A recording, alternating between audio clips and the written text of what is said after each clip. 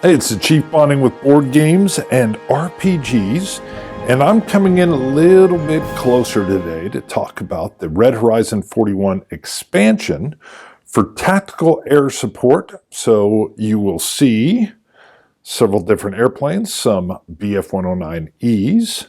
I'll show you Stukas and Me-110s and some Junkers 88, and then we'll also talk about tactical off-board artillery. So we'll come into that second, but we're going to talk about air support first. So the first thing to show is these are both the same make of Messerschmitt, Bf-109Es, fighter bombers. But this first card here, which is just slightly different on the art, you can kind of see up here, everything else is exactly the same, is in the support phase. So this, if you had this card, you could play it and you could come in and get your attack done a little early. This is done against in the action phase.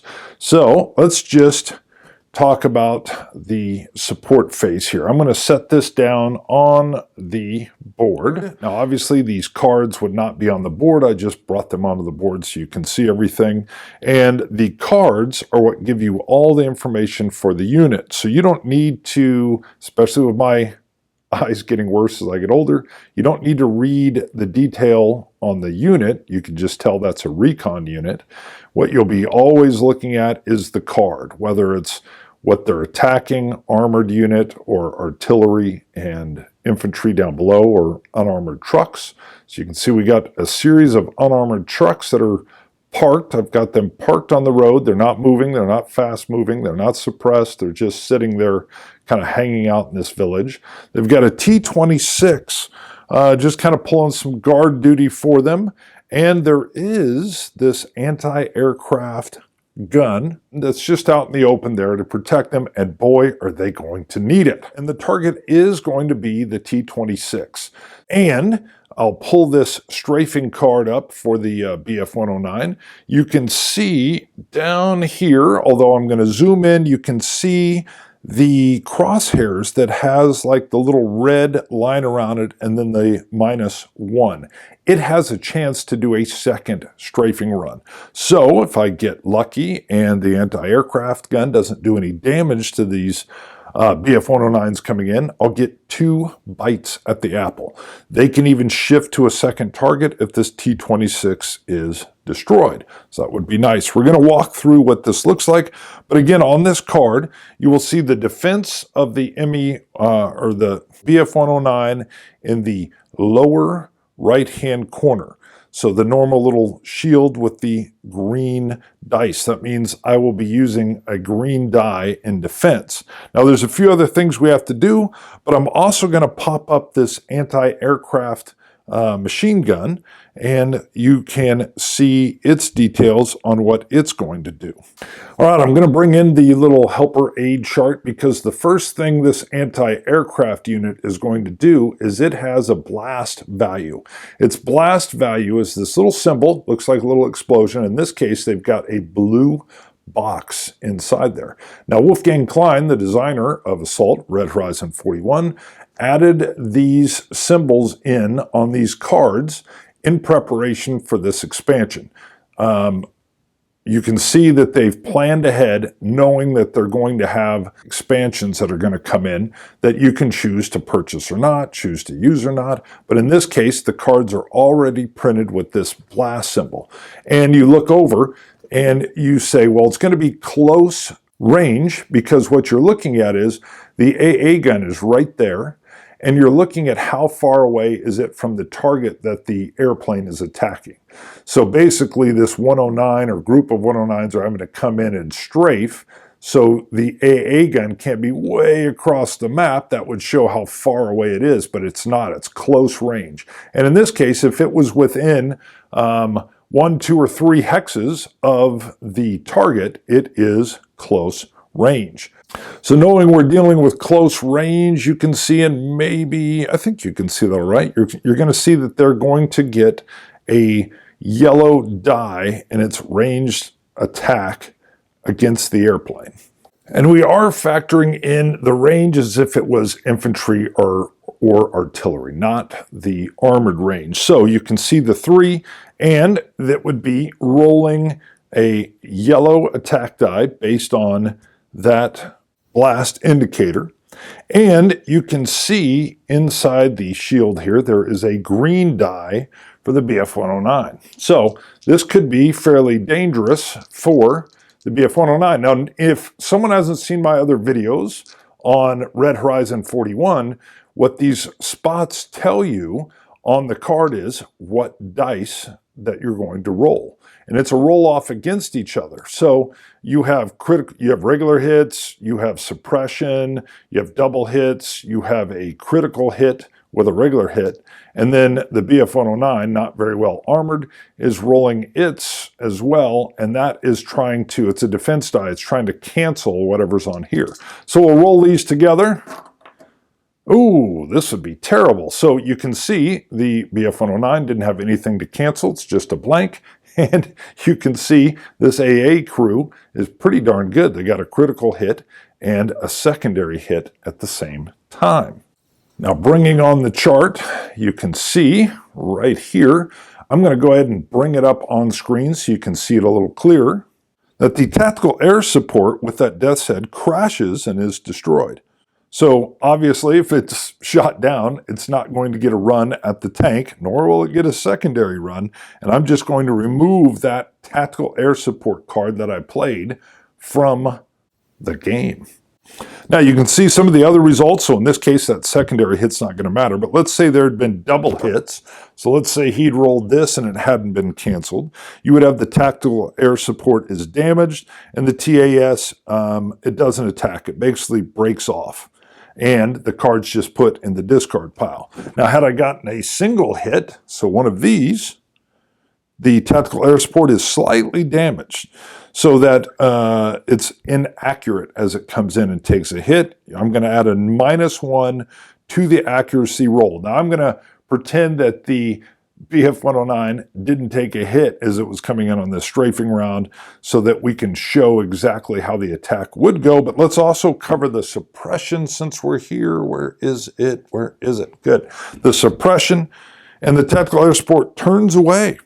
So it does not attack, and the card, however, this air support card, is returned to my hand so that I can play it again. But now my opponent knows, ooh, he's got a support phase strafing run from BF-109.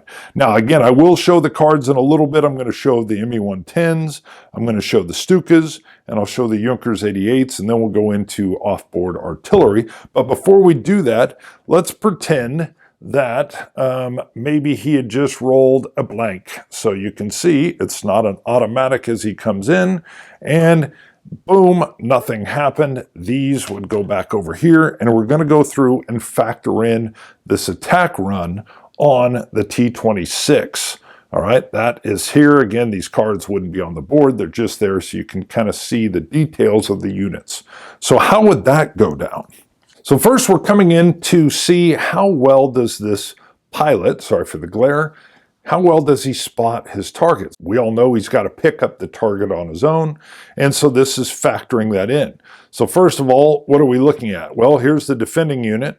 We are looking at an armor, but you can see over here would be if it were infantry or gun, and this would be if it was other types of terrain, but we are dealing with a clear or road or bridge terrain, and he is in a crossroads, so he's in open terrain.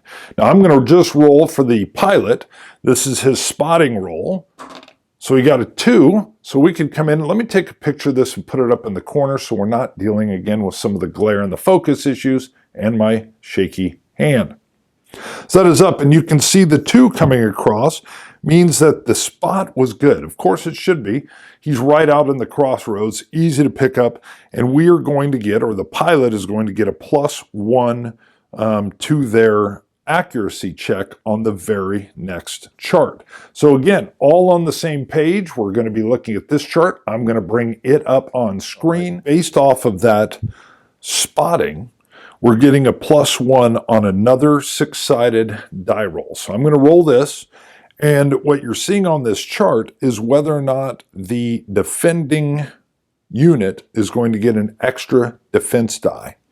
This feels a little odd to me. I feel like I should be rolling for, do I get, on a good spot, do I get extra dice to roll? But in this case, I'm actually, if I get a bad spot, then the defender's getting an extra defense die. But I'm sure there's reasons that I don't know.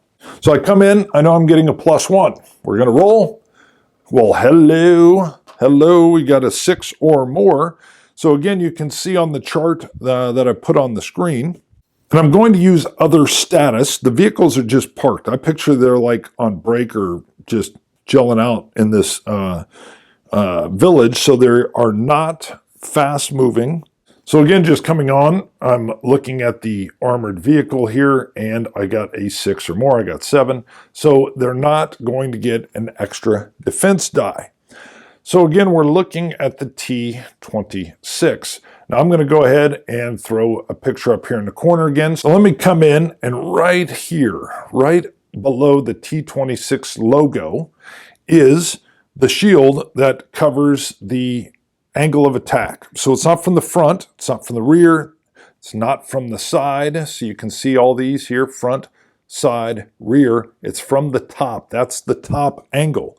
And he is going to roll a green and a blue. So he'll be rolling a green and a blue in defense. We've already determined that there are no extra defense die for him to roll because it was an excellent spotting. And for the attack, we are rolling for the armored vehicles. You can see during the strafing run, the BF-109, I'll put the photo up in the corner, is going to be rolling a green and 2 blue. So he'll have a green, let me get that, and 2 blue. So this will be the roll-off of this attack. Again, the defender is trying to roll things that will cancel what the BF9 is going to get as it comes in for attack. Ooh, not too good, but we did get one hit. And what does defense get? Holy moly, my goodness, these Russians are getting lucky. So we'll just list that up there. So with this roll, the simple resolution here, this always reminds me of Fantasy Flight with how nice their dice are and how quick the die roll resolution is. I have a critical hit in defense. Well, the critical hit could have blocked any critical hits. There were none, but it can block that hit. So that hit would be gone. I then have 2 more hits that I could have blocked. Either I could have blocked any more hits, or I could have blocked even a suppression. So, but let's pretend he could come around again and take another hit. Again, that is because of this. He has the ability to come back for another strafing run with a -1 on accuracy. Got it. So the rules are very similar to what you're dealing with. You do have the extra steps for spotting and your accuracy, and then whether or not, as you saw, the anti-aircraft was able to destroy or disrupt or battle off these attacking air units. You can also see why it might be better to come in and suppress the air first. But boy, that sure doesn't get you much. You really want to get these out of here, because these recon guys, if they're calling in fire or being able to disrupt, that would be great. But you can see how you're dealing with options as the player. Hey, I've got this card. What can I do with it? So we could also bring in, and I'll just put them up on the screen next to each other here, but you could bring in, very similar, you have the BF-110, 110Cs. Again, you have an action phase card, and you have a support phase card. You can see how they come into the game and bring just a little bit more punch. So the 109 was very agile. It should have gained an extra defense die, I think yellow, yes, when it comes in. But the 110 card, which is up, it has cannons. So this unit can re-roll one of its attack die. So if I ended up getting, this, I could re-roll it and hope to get a hit the second time around. You could bring in the famed Stuka. I'll put the card up on the side. You can see its special little action is the Jericho trumpet. That's that scream that's coming in when the Stuka is diving, and the unit causes 1 suppression symbol automatically awesome. So there's that terror, that fear that's coming through. And you can see on the card, this does just a lot more damage potential with the red, yellow, and green die. Now I'm going to show you also the Junkers 88A, so tactical bombing.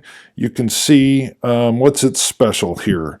Second engine, this unit can re-roll its defense die. So here it's the reverse. We're able to use the defense die once, and its spotter is a +1 bonus during the spotting rolls. All right, let me remove the airplane cards, and we will show off-board artillery support.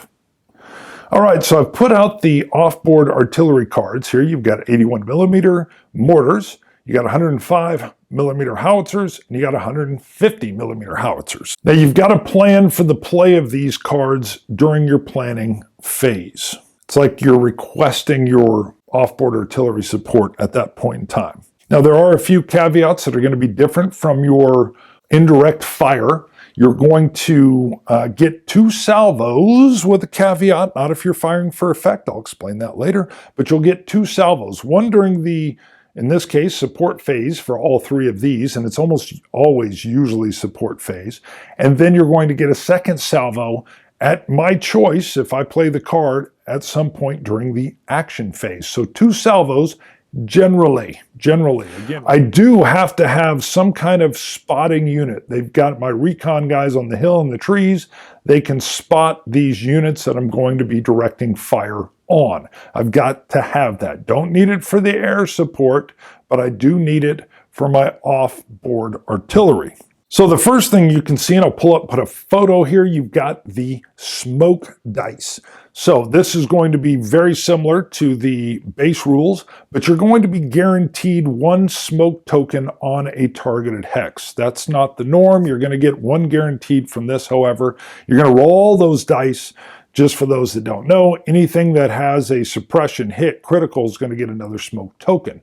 Anything that had a miss, you section them off to the side. I then get to pick an adjacent hex to the one I targeted for smoke, roll all those misses, hopefully get some hits, and put more smoke tokens on. And if I had some more misses that were sectioned off, I can roll those dice 1/3 final time and hopefully get some more hits and add some more smoke tokens. That's the smoke. When I get into the firing phase, the very first firing phase is suppressive fire. Suppressive fire works against everything but armored units. It would work against infantry, artillery, unarmored vehicles, and troops that are riding on top of those pesky T-34s or T-26 in this case. It would work against them. The suppressive fire, I would pick 2 hexes that would be my target. I would figure out my attack dice. In this case, I get to add in my blast die as well. I would split them evenly between the 2 hexes and roll. And then this well, not odd, it's just hard to wrap your head around. Critical hits are still critical hits, so they could do damage, but any hits are now going to count as an X. So any target symbol, the little target circle symbol, counts as suppression. Now, the defender's still rolling against me, but their critical hits will only work against my critical hits. That's a caveat, because normally a critical hit can suppress, stop a suppression, stop a hit, stop a critical. But not here, just critical to critical. And then, of course, if they get a hit, they can stop any of my targets or suppression markers or any of their X's. So that all works the same, but you've got those little caveats in there. Second fire mode, fire support. This is very interesting because what I have is all my normal actions that I can use in the support phase or then in the action phase, but I can also target a particular hex.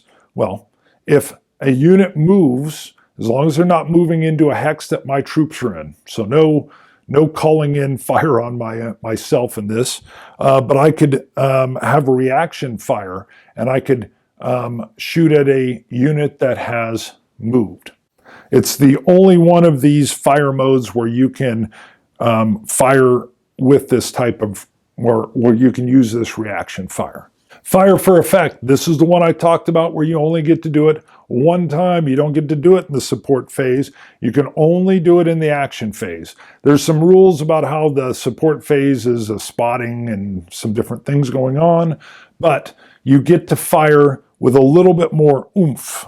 That oomph is that if I have, I can re-roll 2 of my attack die and try to get a better result. So let's say I rolled a yellow and I got a blank. Well, I could re-roll that, and I could re-roll, I don't know, maybe I had a red that got a blank. Well, we don't want that. Or maybe I had a red that just picked up this, and I know I can do better.